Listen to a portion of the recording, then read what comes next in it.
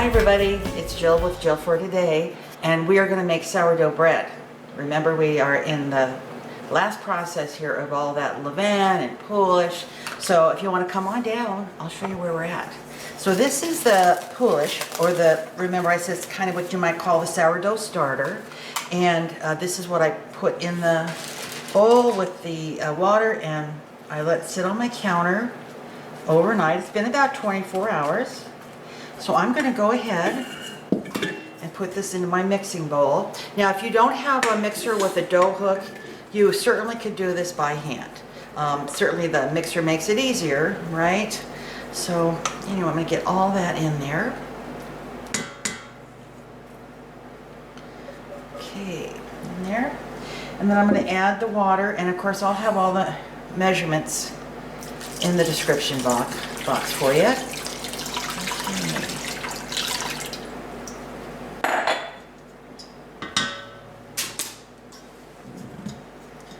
On my mixer. Okay, there we go. And I'm going to use just my paddle right now to just break that up. Just a few turns there.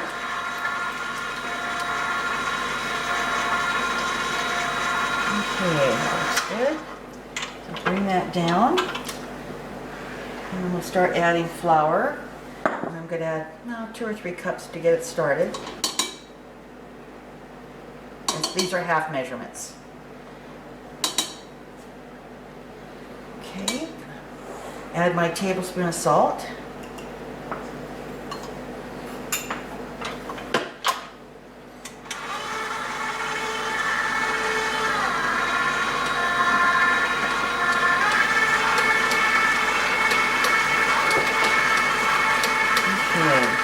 Good. So we've got a little bit of a mix going there now. There we go.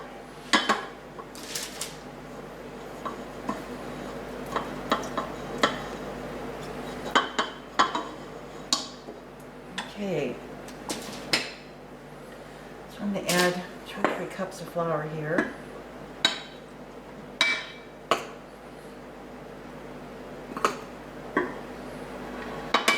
Okay, let's see how we get started. Obviously we're going to need more flour, but this gets the dough hook working.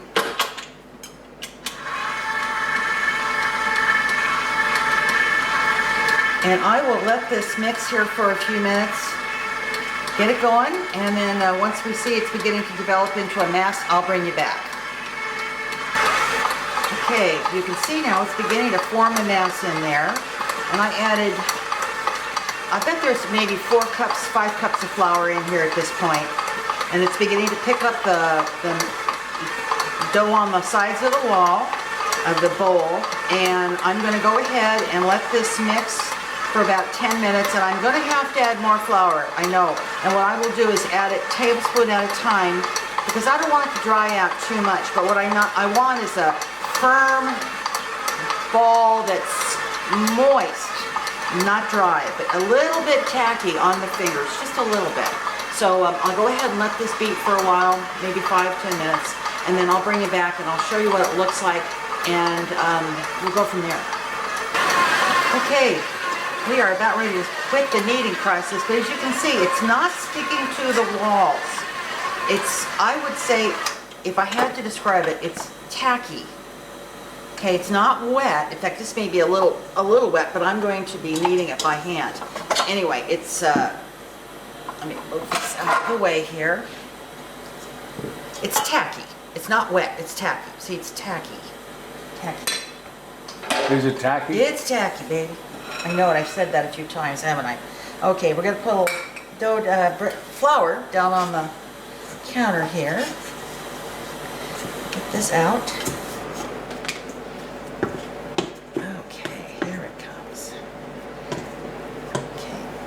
It's a little tacky.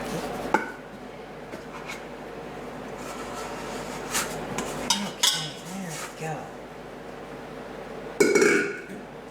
And then, as I said, I always like to give it a little love here on the counter. Yeah, it's just tacky. You feel your hand kind of just touch it. You know, I think really it's intuitive. I think, and you know, it's just a matter of baking it over and over again that you start to feel its little nuances, and you get to know how much flour it's going to need and how it's going to feel. This is real good. I'm going to get some of this flour out of the way because I don't need that anymore. Yeah, and it, you know, they always say, it feels like a baby's bottom. Well, you know, I guess it kind of does. It's smooth, right? And it gives a little, yeah, see, look. Isn't that beautiful? Okay, so I'm gonna just knead this here for a second more. And if you don't know how to knead, how I knead is I put my hand in here and that's kind of, and maybe, again, you'll find a way to knead, but I just fold it over and press. Fold it over and press and kind of give it a turn as I do that. So it's kind of a quarter turn and press. Quarter turn, fold over and press. Quarter turn, fold over and press. Okay, this is beautiful. It is, it's beautiful. So I'm going to go ahead. I've pre-greased my oil here. I give it a little spray of oil. I'm going to put it in there. Flip it over so it has a nice oil on top and bottom. I'm going to cover this, and it's going to rise 2.5 hours. And remember, it's not going to really rise. It's going to rise a little bit, but it's more of just kind of another bit of fermenting and, you know, just kind of getting its, oh, can you see in there? Mm-hmm. Okay, great. All right, so I will let this rest on my counter for 2.5 hours, and once that's done, we will come back and get to the next process. See you then. Okay, we're back 2.5 hours later, and the book calls for, after this 2.5 hours, to do 2 additional proofings of 30 minutes each. And over the years, I've done it, not done it. And so today I'm going to do just one of them. So I'm going to break this down. I'll show you that. And then I'm just going to set it aside for 30 minutes, and then I will go ahead and shape my loaves. So why don't you come on down here and I'll show you what I'm going to do. I'm not even going to punch it down. I'm just going to start pulling up from the sides and bringing them in. Kind of a folding motion, see that? And what this is doing, it is deflating it somewhat. And just getting it ready to sit here and rest for another 30 hours. What it does is it proofs it, it makes the yeast a little more active so you have a better rise, but it also, you know, it helps that little bit of fermentation that you're going to get a little better flavor. 30 minutes. 30 minutes. So I'm going to go ahead. What did I say? 30 hours. Oh, I meant 30 hours. Okay, so I'm going to go ahead and put the cover back on this. And I will come back in 30 minutes and I will shape the loaves. So we're getting close to baking, which is really exciting because there is no bread in this house. The director went through it all this past week and he enjoyed every bite. All right, we'll see you soon. Here's the dough 30 minutes later. So I'm going to pull it out of my bowl here.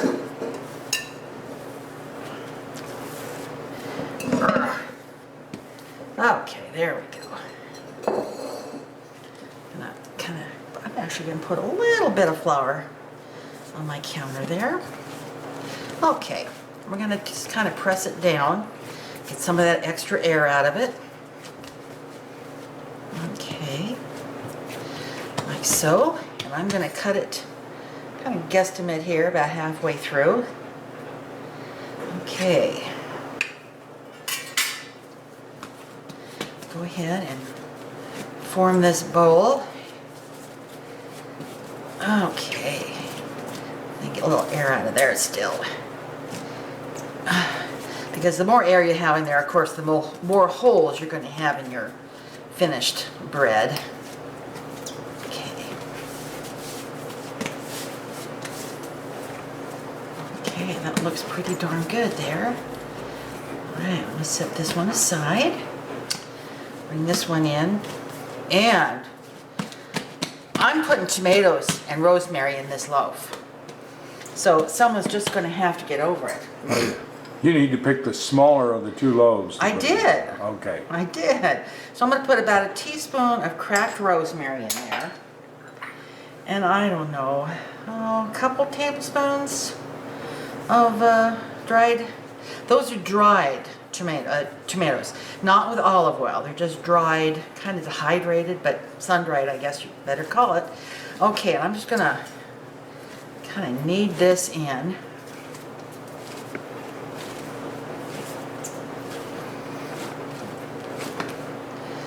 Work it in. Here we go. Now it's starting to come in. If I had been wanting to make both loaves, the rosemary and tomato, I would have done it in my mixer, you know, as I was kneading it. I would have put that in. So I'm just now trying to work it in there a little bit. Okay, I think that's going to be good. Okay, so I'm going to get my board out here and put a little cornmeal on it so the bread dough doesn't stick. Okay, this one's going to go on. And this one. Okay, and then I'm going to today, instead of using my stone, I'm going to use the kettle. This is a cast iron kettle with a lid. If you had a cast iron fry pan, you could use that. Or if you want to use the stone or even a cookie sheet, you can bake on any of those. So as soon as I get my oven going at 450 degrees, I'm going to put this in there so it is screaming hot. By the time it's ready to be baked, that bread goes in there. I'm going to bake one of them, then I'll bake the other one. So I'll have one of them sitting here for a little while. Very exciting stuff. So I'm going to go ahead, when I'm ready to put the first loaf in this pot, I'll bring it back so you can see me manipulating it. Anyway, we'll be back. Okay, this pot is like screaming hot. My oven is set at 450 and I let that pot get nice and heavy and hot. And in goes my bread dough, okay? And we're going to put a lid on this and I'm going to put it back in the oven and we're going to bake it for a while. Then I'm going to take the lid off and let it finish. So we'll be back. The bread is out, and I want to tell you what, folks, this stuff looks awesome. Once you bring on the camera down here, you can see our loaves. This is the tomato rosemary one, and this is the straight bread. And I made this one, as you can see, a little larger because I knew there might be a little, you know, on the flavored one. Anyway, this is, you should hear this. It crickles, it cracks, and they call that the bread is singing. When you hear the crust, it's crinkling. I wish you could hear it. Anyway, I'm gonna let this cool. These are both, this one's really hot because it just came out. This one's almost ready to cut. And when it is, we're gonna cut this baby open and we're gonna take a sample of it. So we will be back.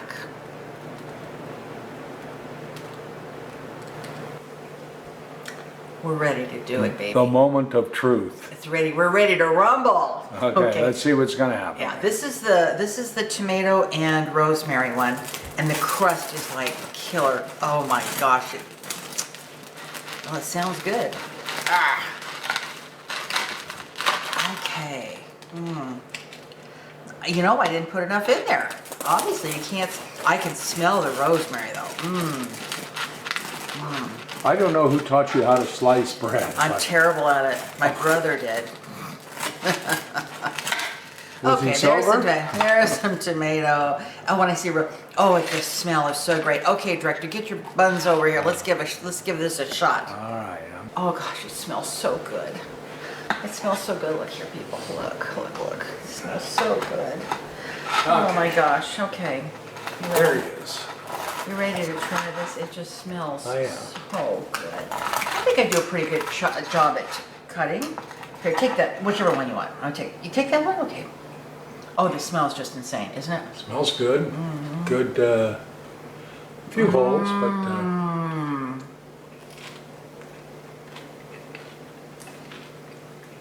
It's chewy. You want to hear them? It's delicious. It is fabulous. I'll tell you what I didn't do. I didn't put enough tomatoes or rosemary in that. Yeah, you don't really get a lot of the sourdough because of the tomatoes and rosemary, though. I like the tomatoes and rosemary. Okay. It smells divine. It's bread. Very good. That crust. Oh man, it's so good. Got a wonderful crust on it. Okay, folks, here's the deal. Get out there and bake bread. I've shown you how to make dough. I've shown you how to make make the bread on a stone. I've shown you how to make it in a cast iron kettle, and I've shown you how to add ingredients to the dough, like if you want to do sun-dried tomatoes or rosemary. And I've shown you how to eat it. And he's shown you how to eat it. So you have lots of nice tools now to go with. If you have any questions, just comment. Okay, let me know. You can find me at Facebook. My link is down below.